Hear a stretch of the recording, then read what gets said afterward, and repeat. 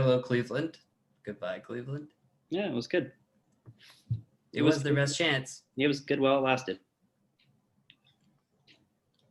So I really think this was that opportunity for Cleveland, not to obviously point at the game. I think a lot of people would be like, oh, Tyler Heineke, living the dream just like last week. Or not Heineke, that was last week. Henny this week, Yeah. He's like the dude. Just whenever you see a guy come out as back quarterback with number 4, he's just living everyone's dream. Yeah.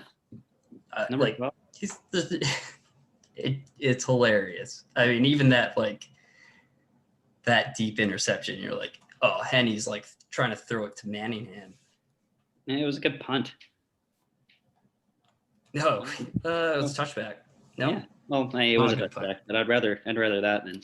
But it was a terrible situation. I mean, for Cleveland, realistically, Mahomes is in the game. Very, very difficult that they would win. But once that injury happens, generally what winning teams do is now they know, right?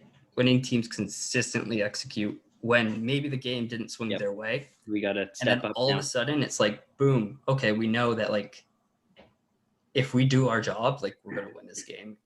Even though we're down, we have a fairly good chance, and we just need to do what we need to do.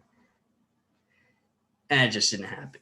I was conflicted. Things didn't go their way, of course, but it's a little disappointing because not being able, there's just certain execution things, like obviously first-year head coach during a pandemic, very difficult. So you don't expect them to be totally buttoned up, but just those few mistakes, just brutal. Just losing that touchdown, my God. Every game comes down to a couple plays. That was one of the plays. I now take back my stance on that rule. I think it should be a touchback.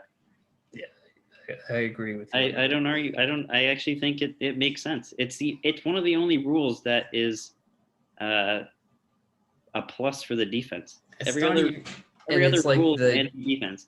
Easiest of rules. It's like it happens like once.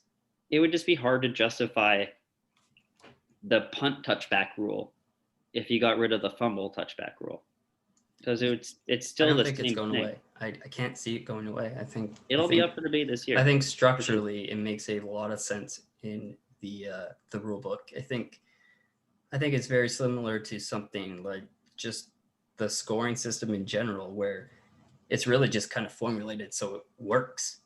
So you have there's a reason why you have 2, 3, 6, and 1, right? So you just have like an equal amount. That makes sense. It adds up correctly. And it's the same thing with that touchback rule. Now all of a sudden you're going, we get rid of this. So now what? That's a whole, it would be, I agree with you. It would change multiple things. And I think it would be potentially a little difficult during the pandemic year. I was super against it until yesterday or the day before. I was just kind of thinking about it for a second, and I'm like, do I have any real reason or real rebuttal as to why it should change? Because I understand the argument. It's like, well, if you fumble it at the 1-inch line, then it's the offense retains possession, but it's not the 1-inch line. It's the end zone. So I don't see why that's okay. And secondly, every team, I wrote down, obviously, Belichick has that rule against it. I'm pretty sure the Browns have the rule too. I can't even think of a team that probably doesn't. I couldn't imagine any team was like, oh, just try and do that. Obviously. Yeah, no, I don't think I think every team would probably preach, don't ever do that. What a stupid movement. It doesn't make any sense. And if you're gonna dive like that, you got to go high or dive out of bounds and then just stick the ball over the top. But and obviously that's, you're asking one of those plays where it's kind of like at that situation, like the way he's going to score, right? He's already made a play. He's now on his way to the end zone, and he's going to be making a play. So at that point, you're going, this is going on SportsCenter. It's going on Instagram, and I'm going to make a play for my team. And hell, I know we have the rule, but it's a playoff game. I got to score. Who knows if we get in? And it just happened to come out. And it's unfortunate because it probably never happened to him and probably will never happen to him again unless your name's Derek Carr, in which it must happen to you. It will happen time and time again. It's like when a running back, so when you like throw like a running back pass or like a toss back throw or some sort of cool gadget play, and it's not open, you're like, God, just throw it away or just like run for it. Like, no, that's the last thing that player is thinking of. They're like, okay, I gotta huck this. I gotta huck this bad boy up there. You never know. My quarterback, like when Mahomes tried to, they did like that 4th and 1 play a couple of weeks ago. They like threw it to, I forget who made the throw. I think it was like Le'Veon Bell to Patrick Mahomes on like a toss pitch or whatever. Mahomes even like threw his hand up, like, I'm open. He's just so covered. Like, oh, Keanu O'Neal, it's just like Patrick Mahomes ain't winning a jump ball. I can't believe it. But they're just gonna throw it. Well, it was 4th down, so it made sense. It's like actually it got intercepted, and I'm like, why are you picking that off? Yeah, it was against the Falcons, and like he gets down to like the 6-yard line. What are you doing? Just bat it down. Those plays are pretty much, I would say, probably dead as far as being a trick play is concerned. Being utilized, they are actually getting covered pretty well. It's hard to sneak it now. Teams just let you have the kind of let you have the free 3 to 4 yards until you get in the red zone. I mean, not saying it's free, but safeties aren't biting up now. It's just like, okay, we'll go too high shell, and if you can run like 3 yards a carry, cool. You're gonna have to eventually beat us in the red zone. That's why you see a little bit high scoring. And that's speaking of the Chiefs. Red zone offense has been oddly concerning. Really? I had the total opposite opinion. All year. It's Really? been bad all year. It's one of the worst red zone offenses all year.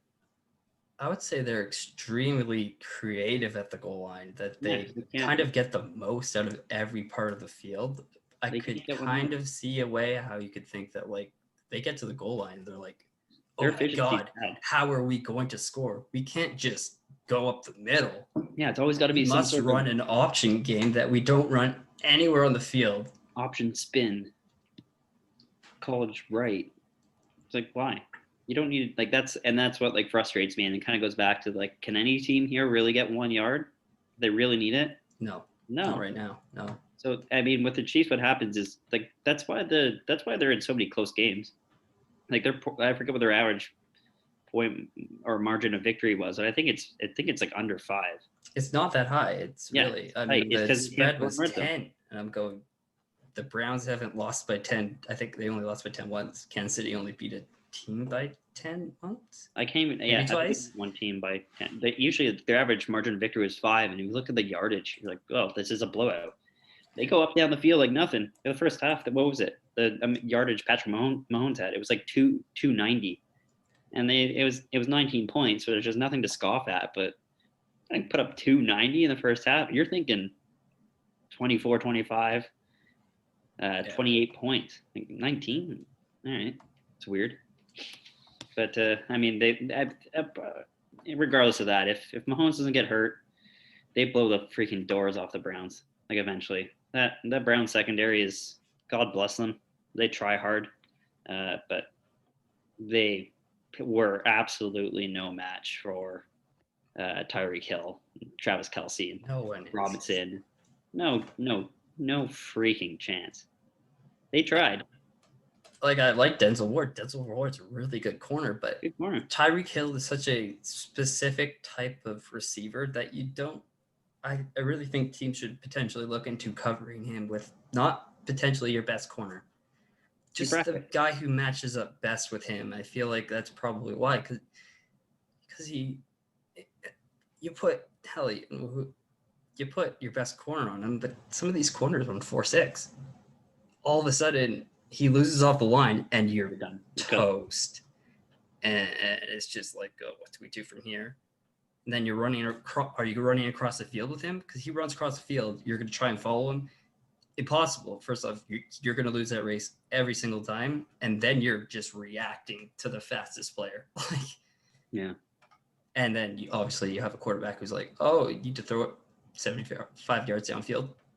Cool. Let me do that fading to my left. Yeah. I mean, he's spectacular, and their receiving core is spectacular, and their coaching is spectacular. It is one of the, It's the reason why they're the favorites to win the Super Bowl, and they will be for the next, I'm going to say 3 years until Mahomes' new contract hits. When I get really hit, like it's not hitting for like 3 years if you look at it on the books.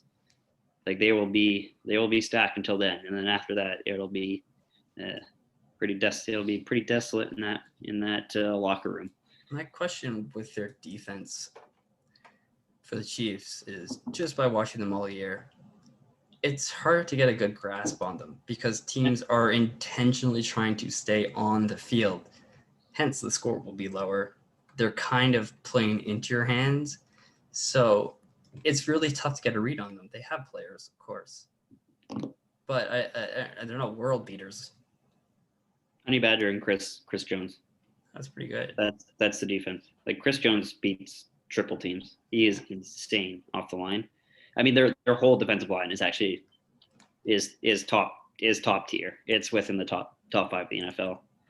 And yeah, I wish I could say more about the secondary, but they don't get challenged that much because teams are trying to run the ball on them the whole game, and they're solid.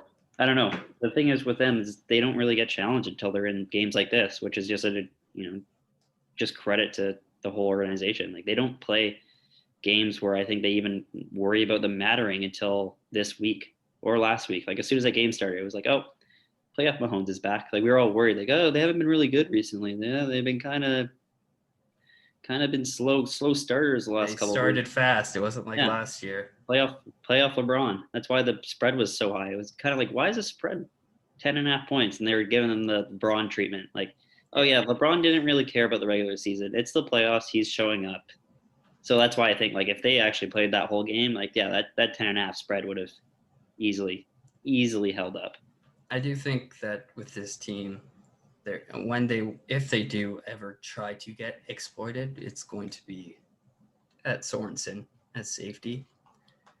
He's kind of that piece for Kansas City that, he's a good player, but he's not exactly dynamic. And I think they play the Packers. At that point, he's going to be a player that I think would be on the old bait alert. That's the matchup I want. I want to see Packers, and I want to see Chiefs, and I want to see no rain in Tampa Bay on that Super Bowl Sunday, and I want to see an absolute shootout of unknown proportions. So I think that's what will happen. I'm hoping. It would be it would be interesting. As a Green Bay fan, oh my God, I don't know if I could handle that. It would be like holding on for dear life. I think the hardest matchup for Green Bay is Tampa Bay. Like if you look at like matchup wise, like I don't think talent wise Tampa Bay is. I think Tampa Bay is clearly the 4th best team, but matchup wise, they match up exceptionally well with Green Bay. Like I think if Green Bay wins this week, I feel extremely comfortable with them in the Super Bowl. Yeah. Obviously, I think they would much rather play the Bills just based on how it looks optically, but I think their hardest challenges this week. So I'm not too worried about that. Do you have anything else to close out on this game? I think not really. I guess we should probably talk about Heineke. Henny. Oh my God. Oh, Henny was great.